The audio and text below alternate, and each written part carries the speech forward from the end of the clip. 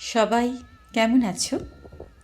এই মেঠো পথ পেরিয়ে এলেই আমার বাড়ি। দুদিকে সবুজ ধান আর ধান।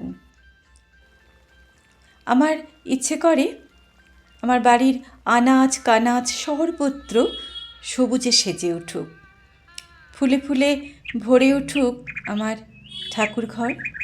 কি সুন্দর এই হলুদ করবী ফুলগুলো, দেখলে কিন্তু একেবারে মন ভালো হয়ে যায়, তাই না বলো? অনেক রকম ফুল নাই বা থাকলো।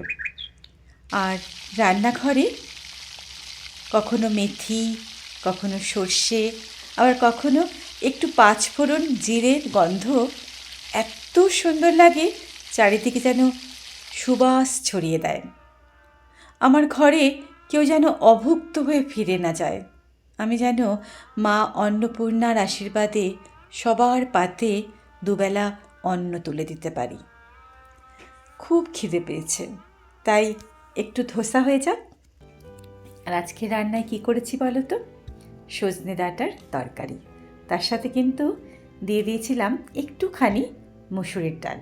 ধনেপাতা কিন্তু এখন প্রায় বাজারে শেষ, অতটা সুন্দর ধনেপাতা এখন আসছে না, তবুও ধনেপাতার গন্ধ তো আছেই, খুবই ভালো লাগে। এই দেখো, তোমাদের আমি একটু দেখিয়ে দিচ্ছি, দেখো, এই দেখো, একটু মুসুর ডাল দিয়ে আর আমার বাগানের সজনে ডাঁটা দিয়ে আমি এটা রান্না করেছি।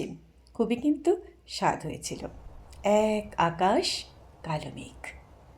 আমার স্বাদ হয় ওই পাখিটার মতো, মনের সমস্ত ভয়গুলোকে ছড়িয়ে ফেলে দিয়ে ওই আকাশটায় আমি আমার মন দিয়ে উড়ি, উঠতেই থাকি, কিন্তু ফিরতেই হয় সন্ধ্যার শঙ্খ বাজিয়ে। আসলে কি বলো তো, আমরা মেয়েরা এমনি, আমরা যে কি চাই আর কি চাই না তা আমরা নিজেরাই জানি না।